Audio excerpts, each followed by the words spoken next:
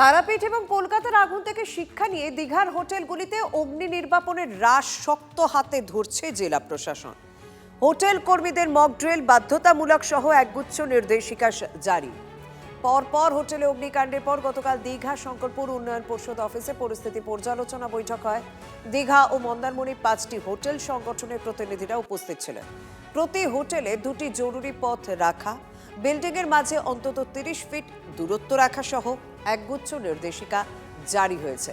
Lift রক্ষণাবেক্ষণ, বৈদ্যুতিক wiring, gas cylinder মজুত রাখার ক্ষেত্রে সুরক্ষাবিধি মানা এবং ভূগর্ভস্থ জল সঞ্চয় এবং বর্জ্য ব্যবস্থাপনার উপর জোর দেওয়া হয়েছে।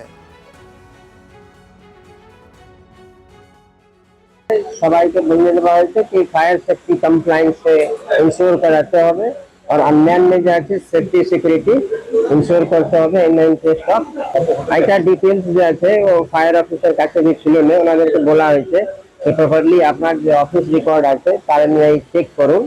ওনারা এখন মনে স্পর্শে নেই, চেক করে অ্যাকর্ডিংলি ওনারা ব্যবস্থা নিচ্ছেন। ইন্সপেকশন রেগুলার ওনারা করাচ্ছেন, যেখানে লেখানো আছে তাদেরকে নোটিশ দিচ্ছেন, হিয়ারিং করছেন, ফায়ার কমপ্লায়েন্স জন্য ওনারা ইনশিওর করাচ্ছেন। পুলিশ ভিজিট করছে।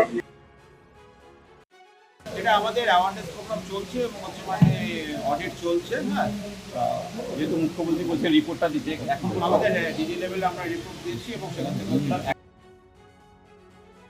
আমাদেরকে ফায়ার ডিপার্টমেন্টকে বলা হলো যে আমাদের কি কি প্রিকশন নিতে হবে, আমরা কিভাবে আরো একটা সেফ এনভায়রনমেন্ট ক্রিয়েট করতে পারবো, কি কি প্রিকশন আমাদের আছে।